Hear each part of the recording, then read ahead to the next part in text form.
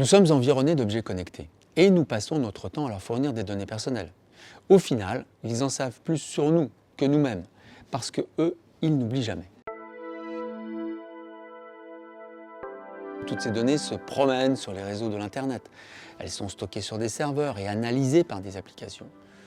Globalement, les gens le savent, ils en ont une conscience plus ou moins importante. En revanche, personne ne sait où ces données se trouvent et qui s'en sert. Généralement, ce sont des usages commerciaux, mais ce peut être des usages malveillants ou manipulatoires. Par exemple, prenons le niveau de confiance que quelqu'un accorde sur les applications qui résident sur son smartphone. Grâce à elles, il va prendre des décisions qu'il pensait totalement libres. Et nous pourrions faire tout de même la démonstration que ces décisions lui sont suggérées, voire imposées. Oui, la première d'entre elles, c'est l'éducation, ou la mise en conscience des utilisateurs. À ce titre, d'ailleurs, on a financé plusieurs projets de recherche qui nous ont permis de mieux comprendre, de mieux analyser, de mieux mesurer la circulation des données personnelles.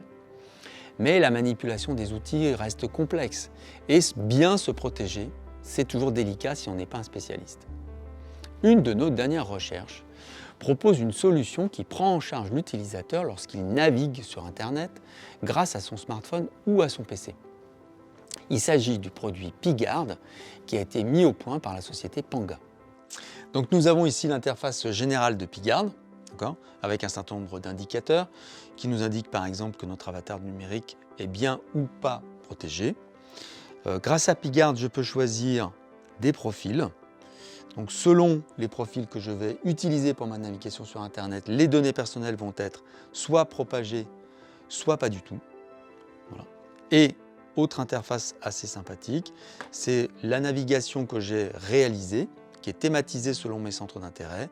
Si je prends par exemple la navigation selon les sites commerciaux, je vois par exemple Rue du Commerce et je visualise l'ensemble des sites qui sont interconnectés avec Rue du Commerce et ceux pour lesquels j'ai fait le choix de ne pas communiquer mes données personnelles. Globalement, ça consiste à créer un écran de fumée entre Internet et l'utilisateur. Au moment où on se connecte sur un site, où on active un service sur Internet, il y a un algorithme qui va fournir des données personnelles qui sont complètement fausses. Alors, le site reste accessible, le service reste actif. En revanche, les agents numériques qu'ils mettent en œuvre ne peuvent plus faire le lien entre eux et l'utilisateur.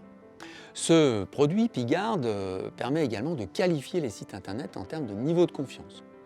Donc il le fait soit a priori, soit par rapport aux habitudes de l'utilisateur.